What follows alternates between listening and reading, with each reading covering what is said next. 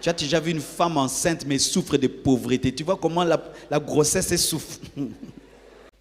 Le mariage, quand tu n'es pas indépendant socialement, tu vas souffrir. Ma soeur, qu'on ne vous trompe pas que vous êtes matérialiste. Vous êtes des fleurs qui doivent être bien protégées.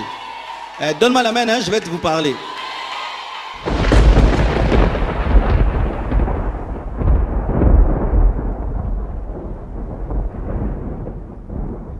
J'ai prêché dernièrement dessus, les gens ont dit non, le pasteur a dit que si quelqu'un n'est pas riche, il ne peut pas épouser sa fille. Je n'ai pas dit ça.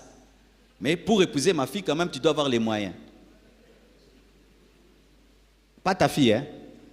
Vous voyez, ça c'est de l'hypocrisie. Pour épouser ma fille, il faut que tu aies les moyens. Je ne dis pas que tu dois être riche, mais tu dois avoir les moyens de la nourrir quand même. Tu dois quand même avoir le moyen de payer la maison, n'est-ce pas? Tu dois avoir quand même les moyens de l'habiller. Ce n'est pas que je dis que pour épouser ma femme, ma fille, tu dois être riche, mais tu dois avoir les moyens. Et pas seulement ma fille, pour épouser la fille de quiconque. Tant que tu n'as pas les moyens de prendre soin de toi, n'épouse personne. En français. Tu n'arrives pas à prendre soin de toi, tu vas ajouter une deuxième bouche à nourrir. Tu ne t'aimes pas? Frère, si tu ne sais pas encore prendre soin de toi, oublie l'amour. Mets l'amour en pause. Deviens d'abord indépendant financièrement. Tu ne vis pas de papa, de maman, de tes amis. Ensuite, va dire, je t'aime, je vais t'épouser. Car Dieu a d'abord créé le jardin. Ensuite, il a mis Ève parce que Ève devait manger. Maintenant, toi, tu n'as pas encore ton jardin. Tu vas chercher Ève. Elle va manger quelle pomme? Amen, hein? Frère, toi qui es dépendant socialement, oublie les choses de mariage. Va chercher le travail, va chercher l'argent, va chercher les moyens. Parce que si tu épouses une femme, c'est notre charge. Ce sera ton enfant malade. Il faut que nous, on puisse le soigner. Ce sera maintenant ton loyer. Nous, on va payer ton loyer. Nous, on va te marier. Nous, on va se cotiser tous les jours. On va se fatiguer de toi. On va te critiquer. On va te critiquer.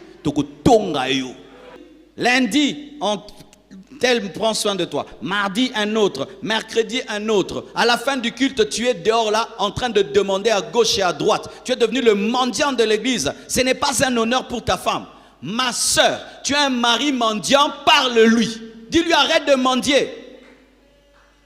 Cherche le travail, bats-toi. Tu ne vas pas nous nourrir avec la mendicité. Et des fois, des mendiants qui sont très exigeants.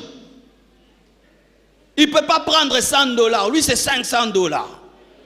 Oh, je sais ce que je dis, hein.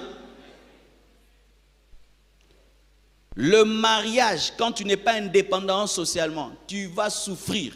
Ma soeur, qu'on ne vous trompe pas que vous êtes matérialiste. Vous êtes des fleurs qui doivent être bien protégées. Donne-moi la main, hein, je vais vous parler. Je vais m'arrêter là, je m'arrête là.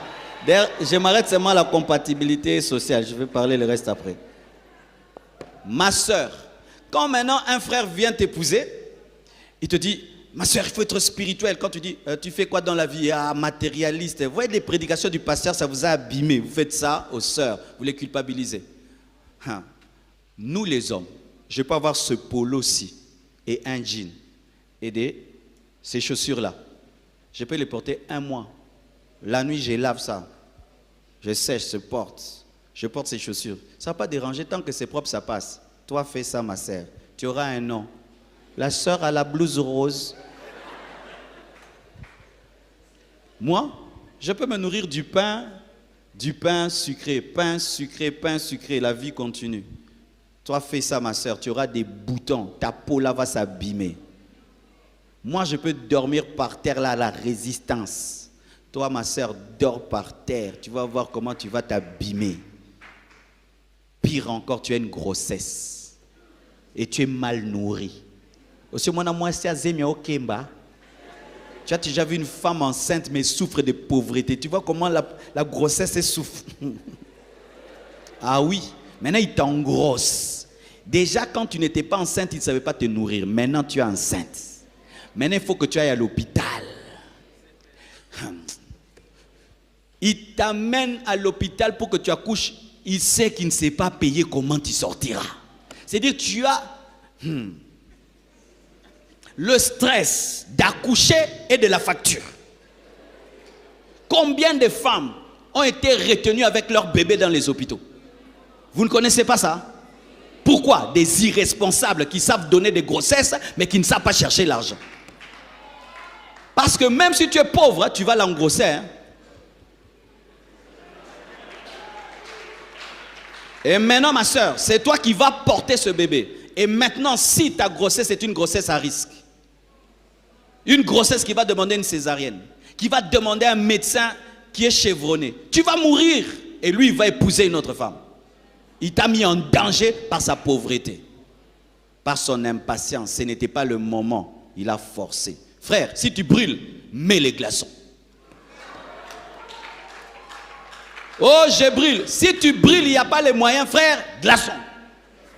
Que c'est qui sont célibataires, oublie même qu'ils sont célibataires. Tu penses qu'au ciel, à Jésus, à l'enlèvement, à l'onction, aux âmes. Tu oublies les choses des mariages, frère. Je te dis la vérité. Si pendant que je prêche ici sur le mariage, mais toi tu n'as pas encore les moyens de te marier, frère, oublie cette partie-là. Toi, les âmes, le travail des âmes. Et maintenant, si elle attrape une grossesse de jumeaux, j'ai ma cousine, hein, premier accouchement des triplés, deuxième, je crois encore des triplés. Heureusement qu'elle avait les moyens. Hein. C'est-à-dire en 2 accouchements, toute sa vie a changé. Combien de nounous tu auras? Il faut payer les nounous. Sinon, tu vas mourir. Hein? 3 bébés. Celui pleure, l'autre pleure, l'autre pleure. Au Koufika. Il faut l'argent. Biberon, 3 couches, 3 pampers. Frère, l'amour là, ça engendre des bébés. Parce que vous ne voulez pas qu'on en parle. Quand on en parle, le pasteur est matérialiste. Maintenant, quand les bébés vont venir, et s'il n'y a pas l'argent, l'enfant va manger quoi? Tu vois un enfant, il est au niveau encore du lait. Vous lui coupez les laits. Il commence déjà à manger le pontou. Mais oui, non. Mais oui. Vous sentez que l'enfant, il est encore au niveau de prendre le lait. Hé, boudin.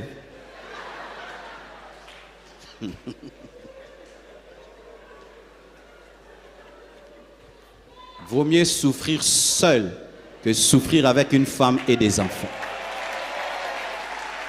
Moi, j'avais dit ça à Dieu, hein? Frère, moi, je ne prêche pas des choses que je n'ai pas faites. J'ai dit ça à Dieu. J'ai regardé comment je souffrais dans la vie pour manger, pour payer une maison. J'ai dit, Dieu, fais-moi souffrir comme tu veux. Fais-moi tout. Mais quand je me marie, tu arrêtes. Je ne veux pas voir ma femme souffrir et mes enfants. Et Dieu m'a exaucé. Quand je me suis marié, ça s'est arrêté. Que Dieu vous bénisse abondamment.